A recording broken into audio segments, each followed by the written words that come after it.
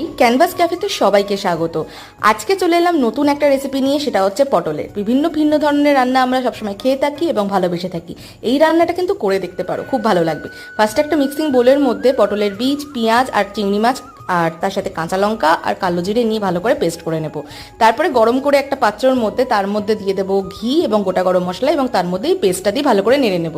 তারপর তার মধ্যে পরিমাণ মতো নুন, চিনি, হলুদ, যাবতীয় মশলা তাকে সব ভালো করে পরিমাণ মতো দিয়ে নেড়ে নেওয়ার পর দুটো বাটি লাগবে আমাদের। একটা ফার্স্টে তুলে রাখবো, শুকনো হয়ে যাওয়ার পর আরেকটার মধ্যে কোকোনাট ভরে তুলে রাখবো। যেটার মধ্যে কোকোনাট ভরবো সেটাই পটলের স্টাফিংয়ে যাবে, এবং তারপর পটলগুলোকে ভালো করে ভেজে নেবো। আরেকটা পেস্ট আমাদের তৈরি করতে হবে, সেটা হচ্ছে আদা, রসুন, পেঁয়াজ, চালমগজ আর কাজু বাদাম দিয়ে। সেটা আরেকটা পাত্রের মধ্যে আমরা ভালো করে নেড়ে নেবো। তারপর ওই পেস্টটা দিয়ে ভালো করে নাড়াচাড়া করে পটল মিশিয়ে দিয়ে তার মধ্যে কাসুরি মেথি, ফ্রেশ ক্রিম আর অল্প একটু গরম জল দিয়ে নাড়াচাড়া করে নিলেই কিন্তু রেডি আমাদের পটলের বাহারি।